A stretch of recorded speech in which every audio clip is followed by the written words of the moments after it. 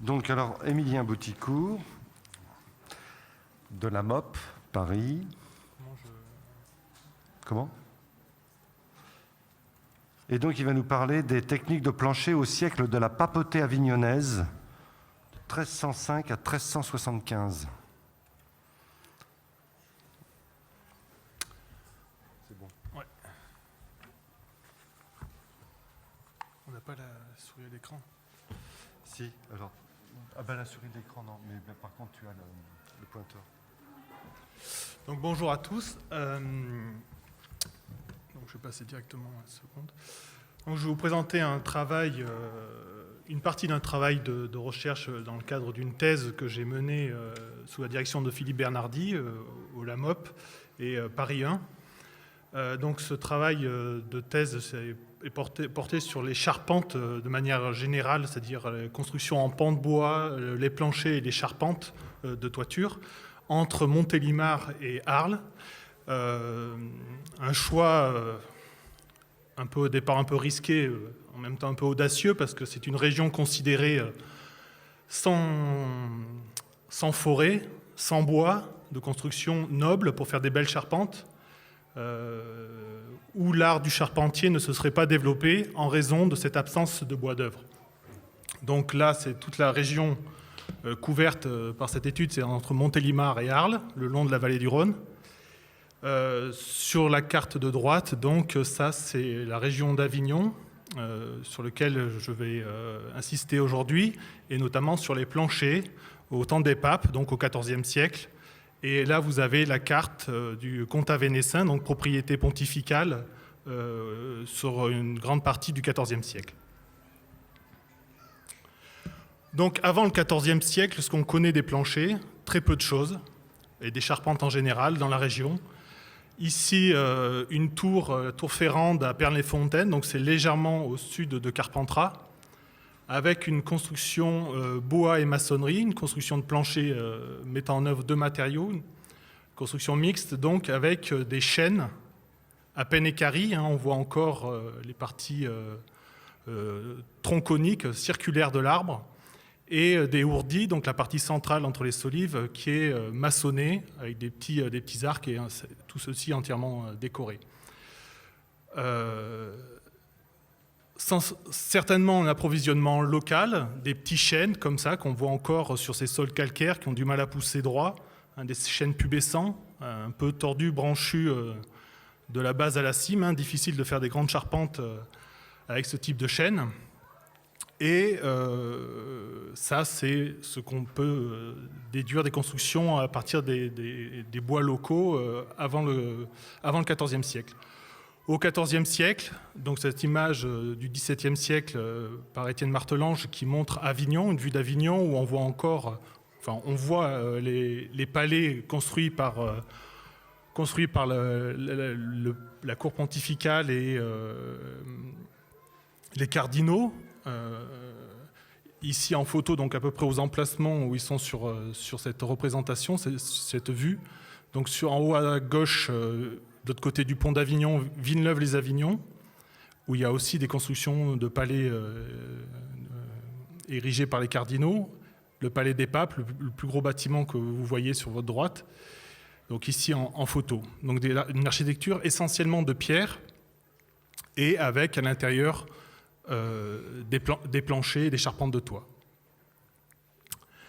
Pour répondre à ces constructions en bois, ces planchers qui sont au final des constructions assez imposantes, puisque les salles communes, par exemple, peuvent faire 25-30 mètres de long par 8 à 10 mètres de large.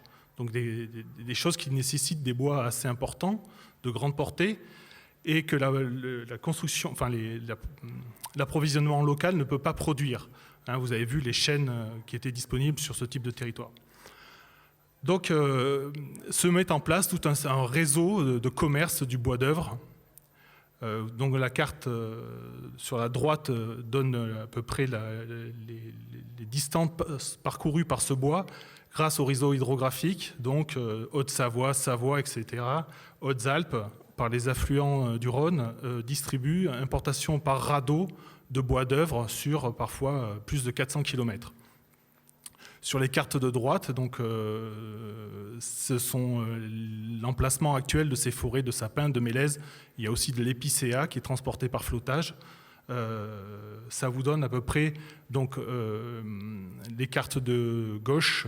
La limite gauche de ces cartes de gauche correspond à peu près à l'emplacement du Rhône. Et les zones laissées blanches, c'est l'absence de forêt et l'absence de ces sapins, de ces mélèzes. Donc on va faire venir, pour ces constructions pontificales, de façon massive au XIVe siècle. Alors, la carte précédente sur la droite que j'ai dressée, en fait, c'est à partir de travaux d'historiens qui avaient déjà signalé, souligné, remarqué ce transport de bois d'œuvre, Jacques Rossiot et Philippe Bernardi, donc un sur le Rhône et un sur la Durance, et que ça m'a permis de dresser cette carte avec les communes qui sont en fait des points de départ de radeaux au pied des vallées ou enfin des petits ports radeliers comme ça d'où partaient les radeaux. D'un point de vue archéologique, ces éléments de radeaux se retrouvent sur les bois, puisque les bois sont assemblés en j'ai fait tout un travail là-dessus, donc on arrive à déterminer en fonction des traces qu'on observe si les bois ont flotté ronds ou déjà prééquarris. Et ces bois étaient assemblés comme sur l'image inférieure, mis les uns à côté des autres, mais aussi les uns sur les autres, et assemblés par des liens faits en bois, dont on voit ici... Ah, mince.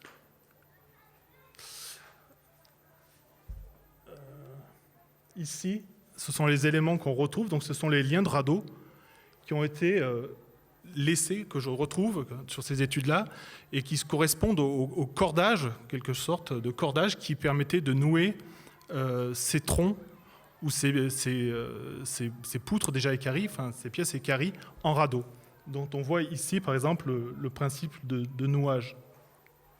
Donc ce n'est pas le sujet aujourd'hui, donc je vais passer sur cette image.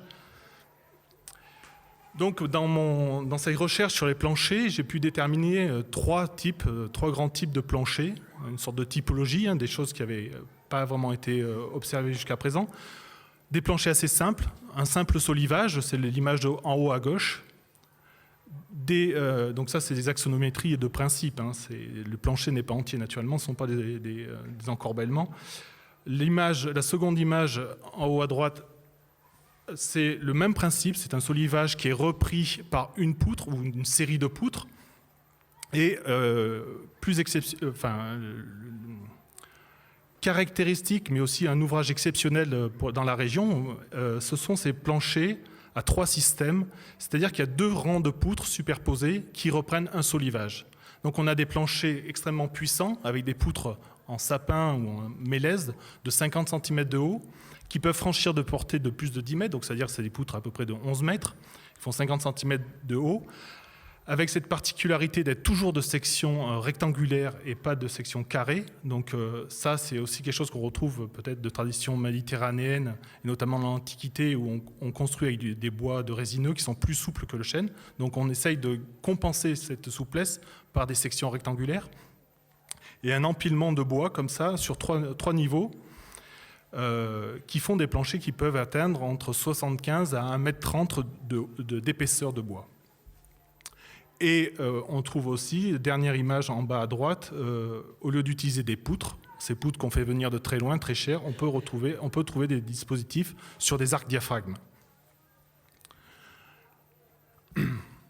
Alors, je présentais plus ces planchers à 3 systèmes. Donc, planchers à 3 systèmes, c'est ceux qui sont en bas, ce principe qui est en bas à gauche, donc 2 rangs de poutres superposés et solivage. Ces poutres étaient superposées, sans assemblage et uniquement clouées par un côté de la pièce de bois, sur le côté, pour pouvoir être traversant. Quand on observe, on essaye de faire un peu des relevés systématiques de ces grands planchers. En haut à gauche, vous avez donc ça, c'est plancher à 2 systèmes, donc c'est assez simple, on ne rentre pas dans les détails. Mais l'image centrale, vous avez ces planchers, et en fait, avec le calcul, si on fait un calcul des portées, on se rend compte que le plan est conditionné en fonction de la portée. C'est-à-dire qu'au plus la portée est importante, au plus les poutres principales vont être resserrées. C'est ce qui détermine le plan, l'implantation des poutres. C'est en fonction de ces contraintes-là de portée. Et au plus la portée est importante, donc voilà, au plus c'est resserré et au plus les poutres sont développées en hauteur. Et on ne cherche pas à faire coïncider la trame inférieure des poutres principales avec la trame des poutres supérieures pour faire des carrés comme ça se voit sur le plan en haut à droite, où le plan carré fait qu'on a une trame répartie selon une implantation de carré. Je vous dis ça parce qu'en fait, c'est une évolution qu'on observe au XVe siècle avec l'apparition des plafonds à caissons, où on va chercher, en fait là c'est l'aspect esthétique du plafond, où on va essayer, ce qui détermine l'implantation des poutres, c'est ce rythme basé sur le carré. C'est systématique à partir du XVe siècle. Donc voici le type de plancher à 3 systèmes. Donc on observe les poutres principales sur corbeau, au-dessus les rangs de poutres supérieures, avec systématiquement des poutres, pratiquement toujours, des poutres rapportées le long des murs pour reprendre l'appui du solivage. Donc poutre principale, poutre secondaire de rive, à cet emplacement pour reprendre le solivage et éviter parfois d'avoir à sceller toutes les solives dans la maçonnerie. Je vous indique aussi, remarquez que l'espace entre les poutres secondaires ici, qui posent sur celle-ci, sont fermés par des planches qu'on appelle closoirs. Autre exemple, alors j'ai pris sciemment ces 2 exemples parce qu'ici on est 1320-1325 dans un palais construit par un cardinal. Ici on est au palais des papes et on a souvent cru que ce plancher-là était anticipé le précédent. Or la dendrochronologie a démontré le contraire et les sources écrites aussi. Parce qu'ici il n'y a pas ces grands closoirs. On ne voit pas ici de planches qui viennent fermer les espaces. Donc ça avait été souvent présenté comme un modèle antérieur, comme s'il y avait une chronologie de ces constructions. Or, les 2 modèles sont pratiquement contemporains et coexistent. Et ici, le décor passe au-dessus des poutres, donc il n'y a pas de doute à avoir. Et au lieu d'avoir des solives, des poutres secondaires contre les murs, ici on a des poutres, pas des poutres de rive, des sablières qui sont prises dans la maçonnerie. À cet endroit-là, tout le long, pour reprendre le solivage. Alors, je vous expliquais que ce qui déterminait l'implantation des poutres, c'était les portées. Ici, c'est un peu différent.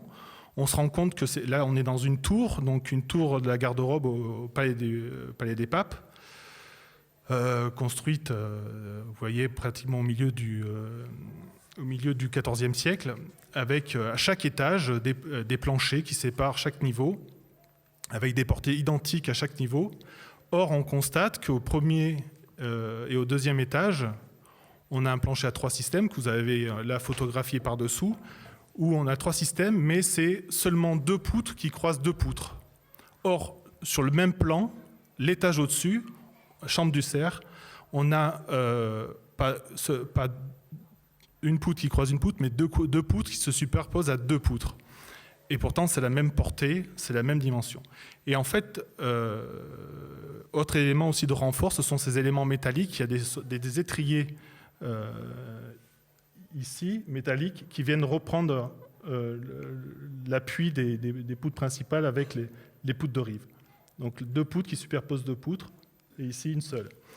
Alors, ces éléments-là, apparemment, pourraient être mis en relation avec l'usage qui était fait au-dessus de ce 3e étage, où il y avait l'oratoire de Clément VI qui était installé et qui était connu pour son poids important. Et donc, on peut supposer que la détermination de cette construction a été faite en fonction de l'usage qui allait être fait sur ces planchers. On sait par ailleurs aussi que ces grandes salles, au XIVe siècle, au moment de banquets ou de fêtes, étaient étayées pour recevoir du public. Enfin, pour cette résistance, petit aperçu sur les sols, donc des sols en terre cuite posés sur des lits de maçonnerie, mais également des grosses dalles de pierre qui font pratiquement 10 cm d'épaisseur sur un lit de mortier. Donc là, c'est sur la partie de la photo de droite, Tour Campane. La partie où vous voyez le bois, c'est une partie qui a été restaurée, donc déposée. Ce n'est pas une partie qui est conservée. En revanche, les dalles sur la partie plus à droite, ce sont des éléments en place que j'ai pu étudier par-dessous. Alors avec des photos très difficiles à prendre naturellement, mais chose très intéressante, c'est que ces dalles n'étaient pas posées n'importe comment. Ça, c'est des choses en place, hein, je trouve ça assez intéressant. C'est qu'elles étaient déposées sur un lit de mousse de forêt, avant de poser le mortier. Et ici, vous voyez les éléments de mousse naturelle qui sont pris dans le mortier. Ici, c'est le mortier, et au-dessus, on a les dalles. Là, on est sous les planches. Là, ici, c'est une solive, les planches. Et entre deux planches, on voit la mousse qui apparaît, le mortier de pose de ces dalles, avec ici même des copeaux de bois qui constituent l'aire de scellement de ces dalles. Enfin, autre caractéristique de ces planchers du XIVe siècle, et c'est quelque chose qui va disparaître aussi dans la région, mais c'est très local parce que c'est des choses qui ne se constatent pas forcément à quelques dizaines de kilomètres de là, c'est que toutes ces constructions sont posées sur des corbeaux. Alors, aussi assez étonnant, c'est que dans tous les palais cardinalistes, ce sont sur des corbeaux en bois, alors qu'au palais des papes, c'est sur des corbeaux en pierre. Chose que je n'arrive pas à expliquer, si ce n'est peut-être qu'au palais des papes, on a des planchers plus simples et qu'une partie de la construction était prise en charge par des maçons et donc se chargeaient de poser ces corbeaux de pierre. Alors on quitte un petit peu le palais des papes et les constructions des cardinaux, dont à partir du XIVe siècle ne construisent plus vraiment d'édifices, mais entretiennent leur palais, pour un château qui se situe au Thor. Donc là on voit une évolution un peu dans les dispositifs, avec des corbeaux, le décor de moulure qui se développe, avec alors là c'était un plancher ici qui a été doublé d'un faux plafond, donc ce plancher-là est dissimulé derrière une trappe avec un rang de corbeaux de pierre et 2 rangs de corbeaux de bois superposés avec des tors qui sont pratiquement fermés sur eux-mêmes. Et aussi l'apparition, ça c'est une première manifestation de quelque chose qui va être amené à se développer au XVe siècle, c'est ces corbeaux installés au centre, on ne voit pas très bien, mais au centre du plancher pour reprendre les poutres secondaires.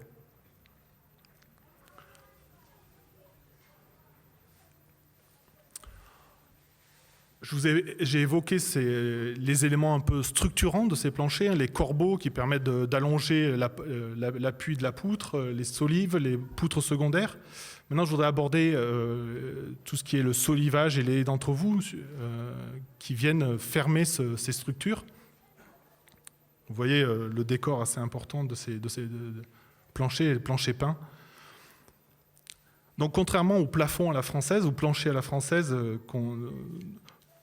dont on appelait souvent ces ouvrages à tort, le solivage ne reçoit pas des haies d'entrevous, donc ces planches dans le sens du solivage, mais perpendiculairement. C'est-à-dire que chaque niveau de la construction de ces planchers se superpose perpendiculairement, ce qui fait qu'on trouve systématiquement l'usage de couvre-joints pour venir fermer. Donc là, ce sont les planches sur lesquelles on va poser les dalles, et on va fermer l'espace entre les haies d'entrevous par des couvre-joints pour éviter, quand le bois va sécher en place, que des jours vont apparaître, que la poussière ou les éléments de plancher tombent dans les espaces à vivre inférieurs. Alors au XIVe siècle, on trouve systématiquement ces couvre-joints prismatiques décorés et enchâssés dans la partie supérieure des solives. Autre élément, je vous ai parlé déjà un petit peu de ces closoirs. On va voir que ces structures superposées de poutres massives sont de plus en plus systématiquement fermées par des planches.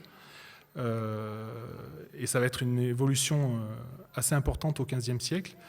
où on essaye de condamner, de rendre ces planchers esthétiques, c'est-à-dire qu'au lieu d'avoir des jours sombres, enfin des espaces entre les poutres qu'on pourrait voir à 6-7 mètres de haut comme des bandes noires entre les poutres, on va fermer ces espaces par des closoirs. Donc entre les solives, ici, et entre les poutres secondaires, ici. Donc là, enfoncer les poutres secondaires, des grandes planches, et des petites planches entre les solives, et toujours, au XIVe siècle, légèrement inclinées, sans doute à 6-7 mètres de haut, pour donner une lecture de ces décors peints qui sont faits sur les closoirs.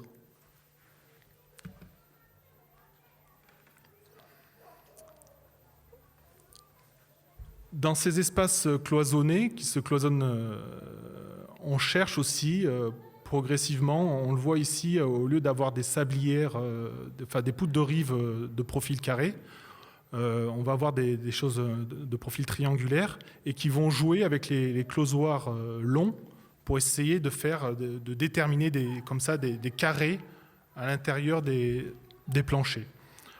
Alors tout ceci, c'est parce que ça s'inscrit dans un travail que j'ai fait sur le XIVe et XVe siècle, XVIe siècle, où c'est l'apparition des plafonds à caissons qui se mettent en place. Donc on voit déjà des petits éléments apparaître ici au XIVe siècle.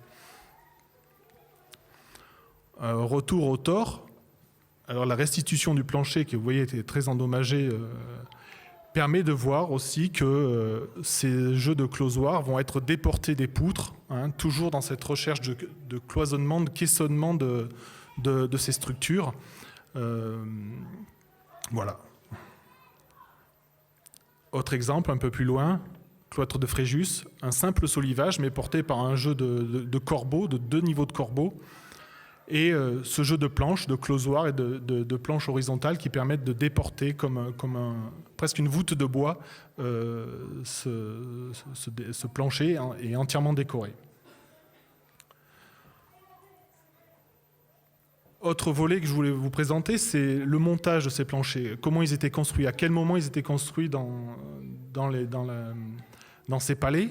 Alors l'enquête archéologique des scellements des poutres et des corbeaux montre un même mortier, par exemple, entre le parement, enfin entre l'appareil de calcaire et le scellement des corbeaux. Donc on peut facilement en conclure que ces ouvrages étaient mis en œuvre avec la maçonnerie et pas dans un second temps, ce qui aurait obligé d'ouvrir de façon importante le mur. Et ça aussi, c'est une chose assez intéressante sur laquelle j'ai travaillé, c'est le scellement pouvait se faire comme ici, elle a livré le palais Arnaud de Via à Villeneuve-les-Avignon, à même la maçonnerie. Mais on observe aussi fréquemment des coffres de planches qui étaient disposés autour de ces poutres. Donc ici, des planches mises de champ. Ici, c'est une poutre. Et ici, c'est un corbeau. Donc on voit qu'il y a eu des aménagements de planches qui ont été glissés pour faire un coffre de planches. Alors, on trouve plusieurs explications à ce dispositif. On peut ouvrir des traités de la fin du 19e siècle, au début du 20e siècle, sur le scellement des bois, où on essaye d'assurer soit juste en laissant de l'air autour, enfin ne pas sceller au mortier, soit en mettant du goudron, on peut trouver de l'ardoise aussi, du plomb, pour isoler le bois de la maçonnerie. Et on comprend mieux que si ces bois-là sont mis en œuvre en même temps que la maçonnerie, il y a l'humidité du mur qui est contenue dans les mortiers qui peut endommager la poutre. Ça peut permettre aussi, comme c'est des bois qui sont mis en œuvre verts, que le bois puisse bouger sans créer de fissures dans la maçonnerie ou dans les enduits peints. Souvent, dans ces palais, tous les murs sont enduits et peints à ras les poutres. Et on trouve le même dispositif sur les charpentes de toit. Les entrées sont scellées de la même façon. La différence, c'est qu'ici, on utilise des planches de sapin, alors que sur les toits, peut-être plus près des toitures et de le risque de pénétration d'eau, on utilise des planches de chêne. Le montage des closoirs. Alors les closoirs, ce sont des planches.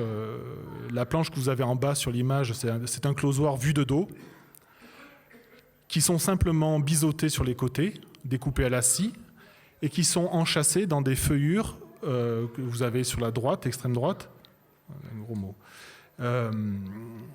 fait d'un coup de scie pour donner l'inclinaison et puis dégagé ici à la hache et glissé par-dessus. Il faut voir que les closoirs, c'est des choses qu'on ne peut pas enlever, on ne peut pas glisser par-dessous, on ne peut plus les enlever une fois qu'ils sont en place, qui sont mis avant la pose des planchers.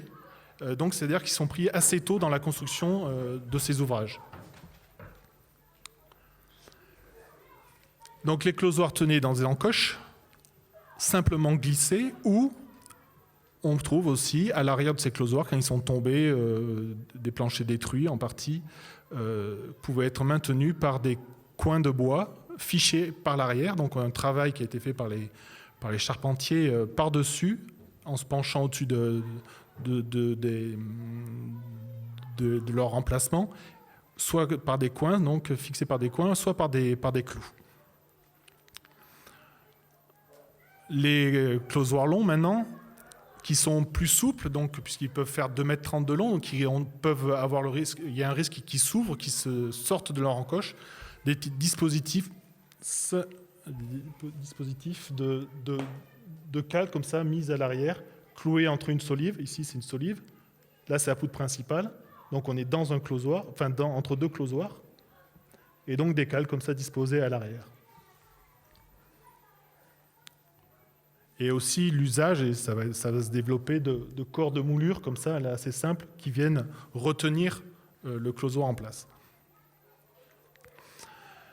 Alors ces éléments de closoir, ça apparaît, les espaces entre les solives, les entrevous sont de 35 cm en moyenne, ça apparaît quelque chose d'assez régulier.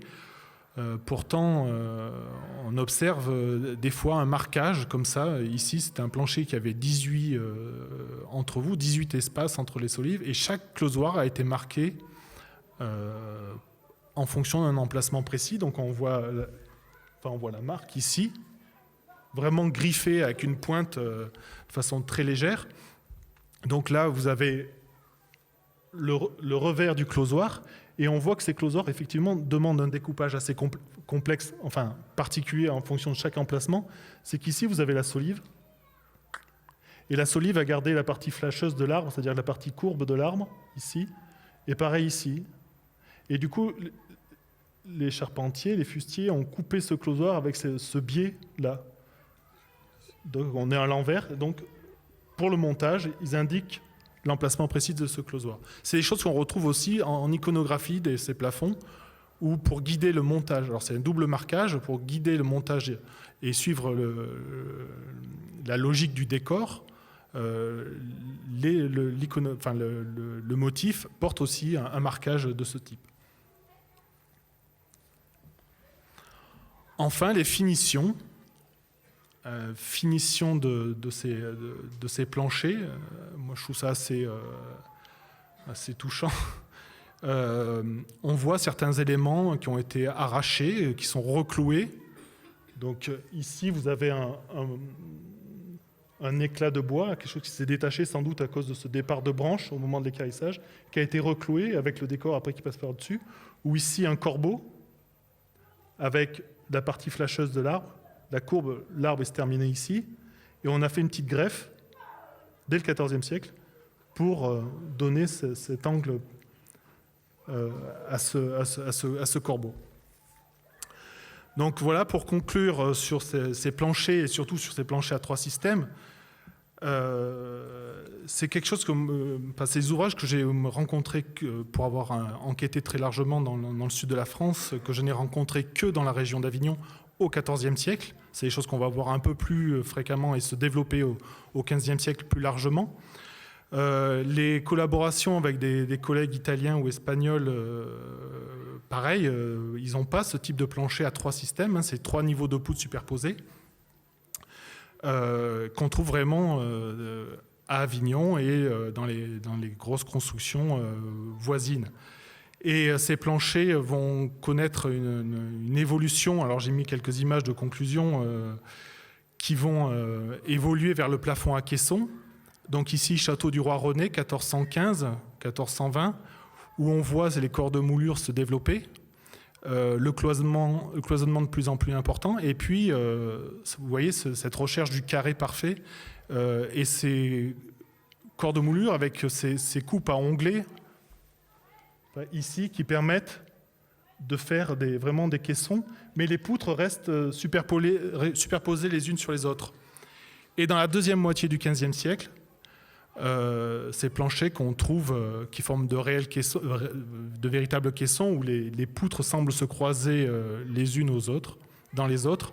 En fait, l'astuce, c'est d'utiliser des fausses poutres, de simples planches qui viennent taper ici, enfin s'enchasser ici, et fermées par un corps de moulure, et qui permettent de faire des caissons parfaits qui donnent l'illusion que les poutres se croisent les unes dans les autres.